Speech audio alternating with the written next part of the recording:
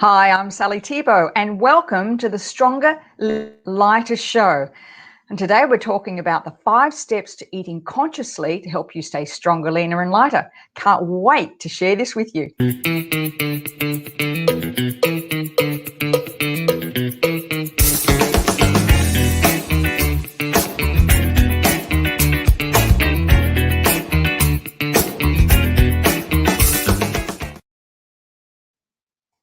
Hello and welcome back. Welcome back to 2021. I'm thrilled actually to be on this platform, Mums in Business Australia.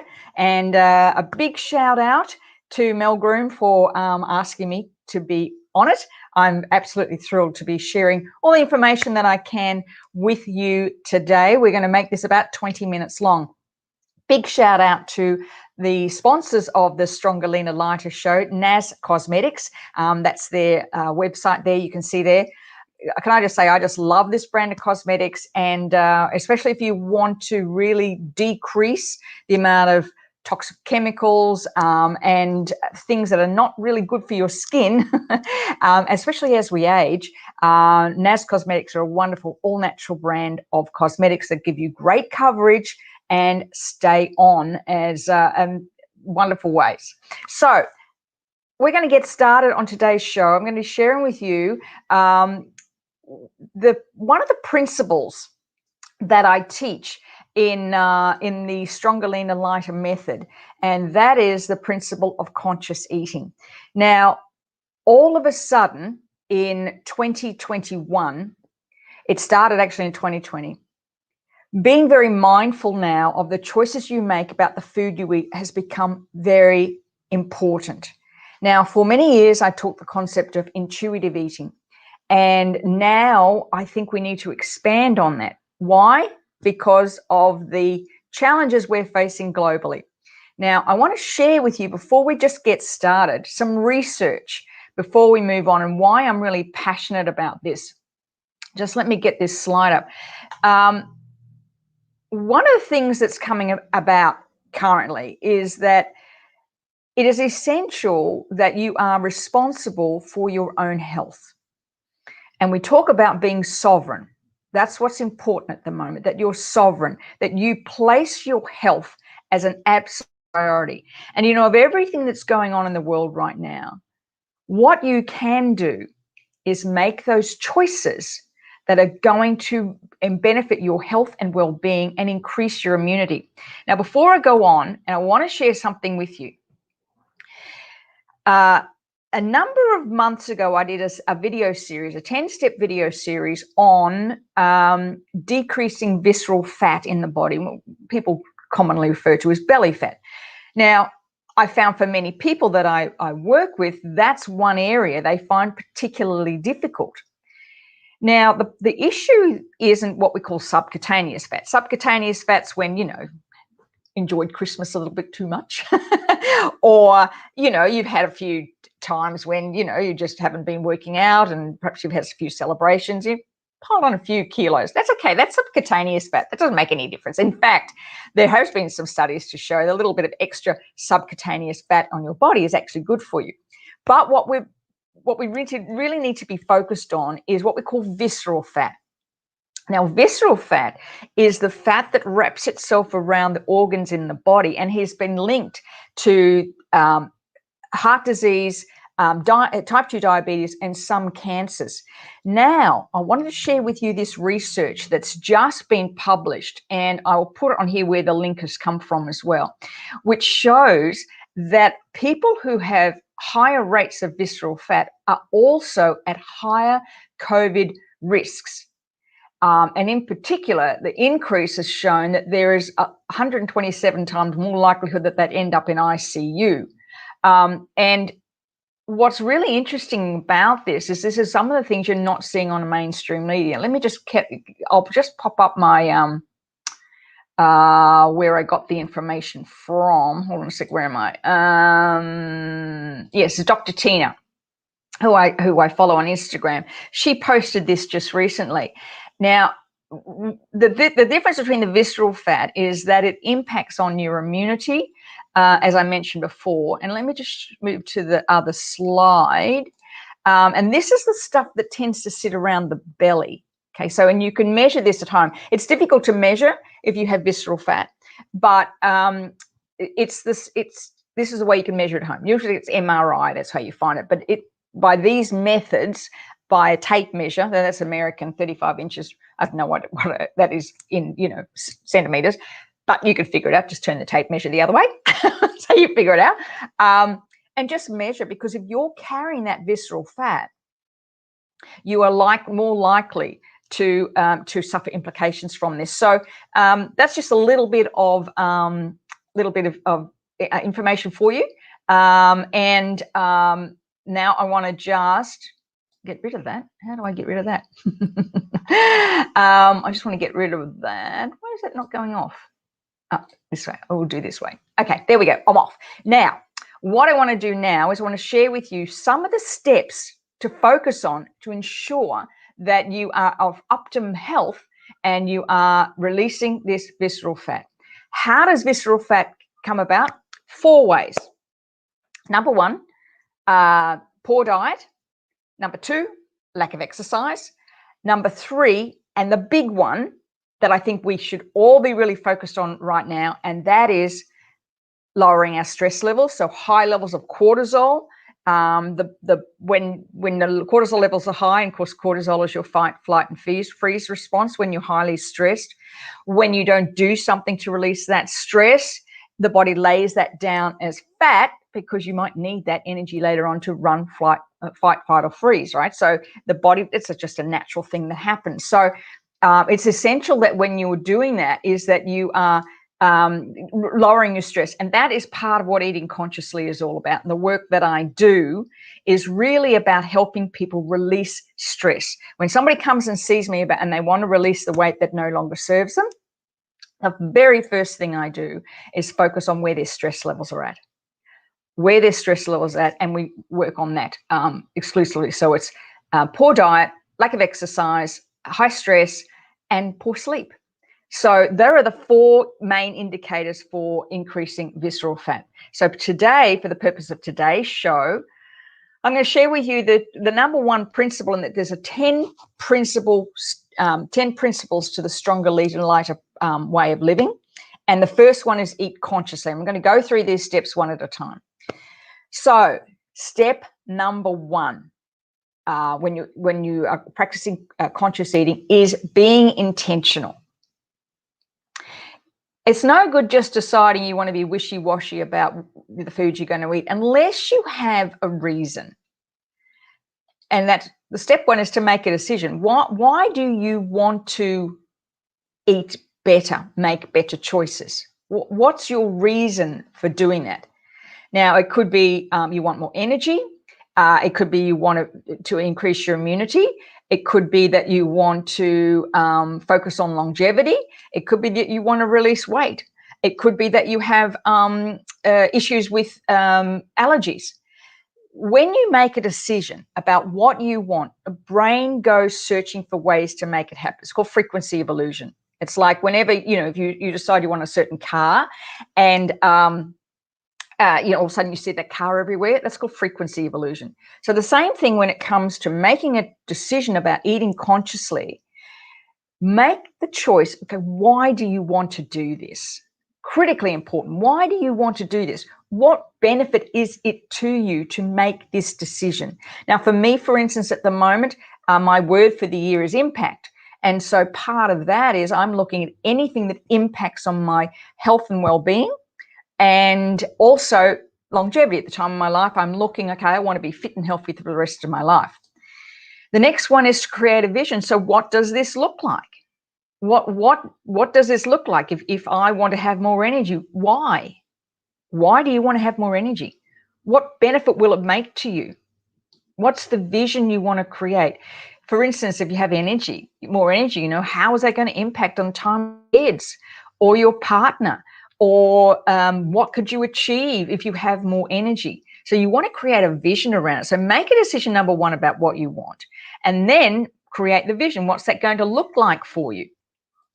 And then number 3 is making a commitment to action. Nothing happens until you commit. So that's the first step in the conscious eating. Let me know in the comments if any of this is resonating with you or have any questions. Step 2 is what I call intuitive. Now, this is what I've taught for many, many years. I began the process of intuitive eating way back in the 80s when I was a yo-yo dieter and used to teach 4 aerobic classes a day and live on rice cakes and cottage cheese and skinless chicken breasts. Oh my God. When I think about it, oh my God. In those days, of course, we did classes with G-string leotards. I mean, oh, please, and I was in front of a mirror all the time, right? So it was, and I remember at the gym, it was very much about, we had this competition about what you ate, that it was low fat in those days. Any wonder we're all trying to heal from that right now. But then I started to, one day decided I wanted, it's a big long story, I'll do another show on it, but a big long story when I wanted to stop, I wanted to stop being a dieter. I wanted to stop having food rule my life. And so I began this process for what I call intuitive eating. And intuitive eating starts with 4 aspects. Where you allow yourself to eat anything you want. I now allow myself to eat anything I want. Now, there's 2 words in there that are critical. One is allow. I now allow myself to eat anything I want, not need, want. Now, for many women I work with, those 2 words are trigger words. What do you mean allow? What do you mean I'm allowed to make a decision? And if you've been somebody who's been particularly focused on certain diets or ways of eating or eating good food versus bad food or superfoods or clean or whatever it is at the moment, whatever's the flavor of the month at the moment, to give yourself permission to eat anything you want can be very, very challenging. There's a lot of issues that often come up about allowing yourself to make choices. And then the last word is the word want, not need, want. And again, for many of us, what do you mean I can have or allow myself to have anything I want? Now, for many of us, that brings up things like, am I being selfish? Who do I think I am?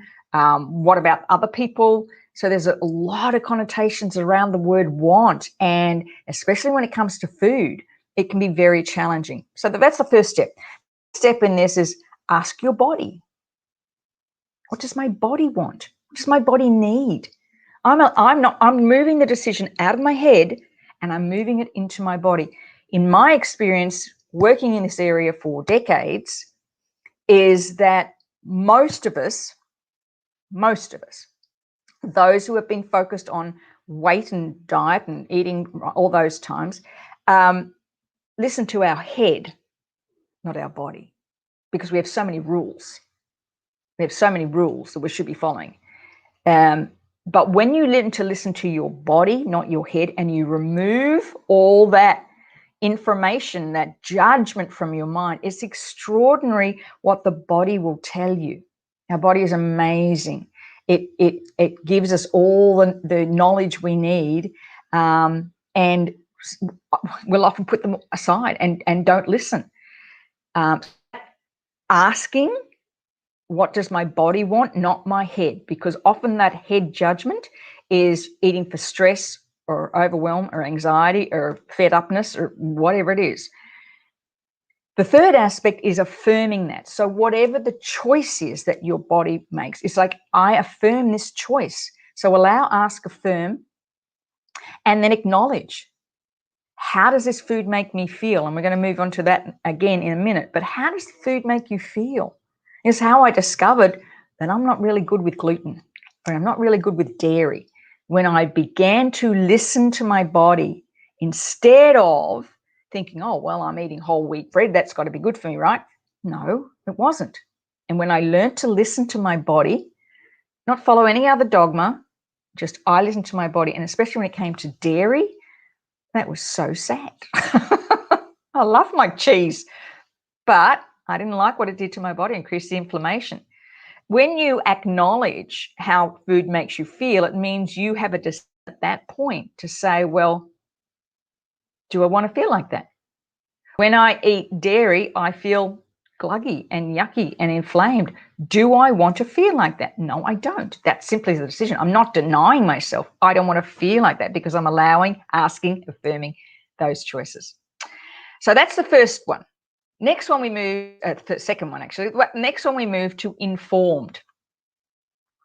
So we've gone from intentional, intuitive, and now informed. So the informed eating is, again, 3 steps: knowledge, nutrition, and non-judgment. Knowledge. Do you have some idea about nutrition? You know, research nutrition. Listen to podcasts about nutrition. Talk to people, those experts in the field. Make some choices based on knowledge. Read the back of the labels, the packets. I heard a really disturbing story yesterday about Kellogg's. The reason Kellogg created cornflakes, believe it or not, his idea was that it reduced testosterone in men and they wouldn't want to be so sexual. Go figure. But that packet around and looking, what's in this that I'm about to put in my body? And if there's things you can't pronounce, I wouldn't be putting them in my body. Anything with a number behind it. Caramel is one of them that have real impact on kids in particular. Anything for me, 621, MSG, any of those, ditch it. But make informed decisions about the food you're going to eat and understand a little about nutrition. So secondly is nutrition. You know, how do you nourish your body? What are the best foods that I can put in my body to absolutely nourish it? You got one body. That's it. This one runs out. There's no more. Well, in this lifetime. But there's no going back. And the beautiful thing about the body is that when you put good nutrition in it, it responds really well. It loves good nutrition. Your body just responds. Things work better. And thirdly is non-judgment. And the non-judgment is to not judge yourself for the choices you make. When you begin this process, it's important that you're not judging yourself, that you're releasing that judgment about you and the choices and the things you've done in the past. Essential that you release all that. You know, as Dr. Maya Angelou says, you know, when we know better, we do better. So you kind of draw a line in the sand and say, well, I'm going to make different choices from now on in, and I'm not going to judge myself for those choices I made yesterday because I was really pissed off with somebody. And that muffin looked really good. That was yesterday. Don't worry about it. Move on. Which brings me to the next one, step number 4. We've got one more to go after this. And that's about being introspective. Now, introspection is so important on this conscious eating journey. And that is looking at past stories, present actions, and what I call future thinking. I've heard a lot of times when I'm working with clients, they'll say things like, I'll always be like this. I've struggled all my life and I always make these choices. That's future thinking. Not always, you don't know that. Any point in time you can make a choice. But what's really important is to go back through past stories. For many of us, food has represented a time in our lives that was safer, easier, better, more loving. And sometimes we'll make choices about food to go back to that. You know, you may have had a family where it was you had big celebrations. Maybe Christmas, you remember Christmas was always wonderful. And sometimes when you're really stressed, you're looking for food to replace that feeling. So your thoughts, your beliefs, thoughts, words, and actions are often based on past stories. So using something like EFT is incredibly important to help you release the emotional connection to those past stories. You're looking at your present actions. Okay, what are you doing right now? At this point right now, what are you doing? You have, at any given time, we have, 1,440 minutes at a day. And so every minute you're making decisions. So you're looking at your present actions. Okay, how much water did I just drink an hour ago? Can I increase that right now? I think right now I'm going to have an apple instead of the muffin. Present action. And release that future thinking. All right, we've got one more to go. How are we going for time? Oh, we're almost right on. I just almost finished. So step number 5, excuse me, is implementation. Now, let me just say this. This is the part that I think I really toyed with this being number 1, but I thought I'll make it number 5 anyway, because we'll get rid of the other stuff first. And this is implementation: plan, prepare, pace, presence. Plan. You know, if you're going to choose to eat well and consciously, you have to make a plan. In fact, most people tell me that they make decisions about what they're going to eat based on how hungry they are right at that moment. So planning, you know, sit down, do a meal plan for the week. When you go shopping, come back, you know, chop up the carrots or the celery sticks, or make the muffins or the protein balls, or, you know, plan what you're going to eat. Have things in the fridge that are easy to grab if you're hungry, because most of us, if we're starving, we just, you know, all manner of things go out the window. Mason jar salads, brilliant to make, you know, on a Sunday, and it'll get you right through to Thursday. We've tried to stretch them to Friday. Yeah, it's pushing a little bit hard, but usually they'll last 4 days in those little mason jars. Making sure you've got boiled eggs, cans of tuna, as I mentioned, protein balls. Think ahead. So plan and prepare. Take some time each week to prepare. I've got a wonderful, wonderful client with 10 children, and they do every Sunday. They plan out what their lunches for the week. It's just, you know, incredible machinery or military operation to do it. But, you know, if she can do it I can do it for one. If you take that time, you schedule that time and say, this is what I'm going to do, then you've got your week plan. You don't even have to think about it. Especially if you're in business, you don't want to be thinking at lunchtime, what am I going to eat? For me, I know I want to be able to grab something straight away. If I have to prepare something for lunch, I'm not going to do it. Just not. I like to keep going. So prepare. The third one is pace. You know, and all my clients, can I just say this? Every single one of my clients, and if they're watching this, I know who I'm talking about, but it's everybody, tells me when I ask them, how fast do you eat? They will all tell me they inhale food like that. So pace is incredibly important. Taking at least, I like to set my clients a target to take about 20 minutes to eat.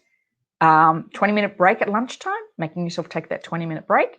At dinner time, don't inhale, stop, slow down. When you slow down, the hormones that control hunger and satiety, being full, have a chance to kick in. But if you're inhaling, eating so quickly, eating on the run, you're disconnected from that body. You're just totally disconnected. So ensuring that you slow down. And the last one, the one I'm going to leave you with, is what I call presence. And that is being present when you eat. Stop the multitasking. If you're eating, try not to eat at your desk. Oh, goodness. Try not to eat at your desk. Excuse me. Take a place and be present with the food, this beautiful food that you've prepared and bought and thought about. Be present. Before I leave, I want to share with you the masterclass that I've got coming up next week on the 11th of February. I'll put pop a link in the above or below or around here somewhere. Excuse me. I'll pop a link there, and where I'm going to be sharing with you the 10 principles to being stronger, leaner, and lighter in 2021. And I hope you will join me. Thank you so much for being on the show today. I will look forward to seeing you this time next week on the Stronger, Leaner, Lighter show, and I'm sharing with you the joys of being stronger, leaner, and lighter in 2021 and beyond. See you then.